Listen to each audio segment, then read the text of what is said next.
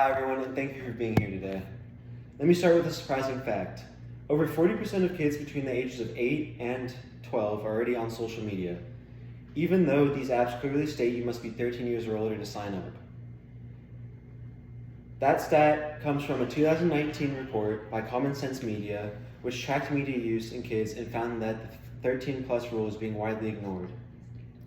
Today I want to talk about why that matters and why I believe social media companies need to implement stronger, real age verification, not just a fake enter your birthday box. Because beneath the surface, this issue affects children's mental health, privacy, and safety. My goal today is to convince you that social media platforms need to adopt better age verification tools like ID checks and facial recognition to stop kids from under 13 slipping through the cracks. This isn't just a tech problem, it's a family issue. It affects future graduate or grandkids, younger cousins, or even students we may work with one day. So let's start with the mental health risks. According to Pew Research Center, teenagers, especially those using apps like Instagram and Snapchat daily, are showing higher levels of anxiety, depression, and low self-esteem. And when kids under 13 get access even earlier, those effects can become very much worse. Common Sense Media adds that the preteens' brains are still developing the ability to handle social comparison and digital feedback. They're not equipped to handle the constant pressure of likes, filters, and comment sections. When social media is introduced too soon, it doesn't just entertain, it starts shaping how a child sees themselves. Now you might be thinking, but don't these apps say you have to be 13? They do, but here's the reality. There's nothing stopping a 10-year-old from typing in a fake birthday in the box. According to the Federal Trade Commission, social media companies are not held responsible if a child lies about their age. Once a kid checks the box that they're 13, the company can legally track them and collect their data and even target them with ads.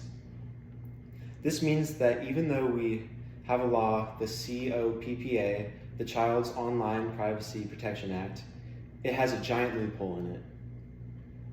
And companies aren't doing much to fix it because collecting data equals profit. But here's the good news, the problem is fixable.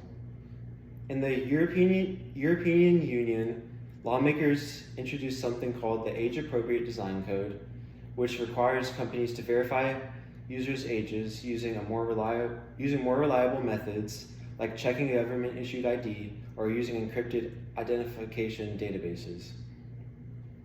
The European Commission says the goal is to create a safer internet for the children, and it's already in effect overseas. And according to the Forbes Technology Council, companies today have access to tools like AI-driven facial recognition or secure third-party ID checks that don't even store the user's information, they simply verify the age. These tools exist and they're safe. They work, so why aren't platforms using them? So to wrap up, first, early social media use can seriously affect a kid's mental health. Second, it's way too easy for kids to get around the 13 plus rule. And third, there are proven tools available to fix this, but companies need pressure from users, lawmakers, and parents to adopt them. So next time you see a kid with a phone at dinner, in the car, or at a family gathering, ask yourself, who's protecting them from what's on that screen? It's not just a pop-up box's job, it's up to all of us to demand better. Thank you for listening.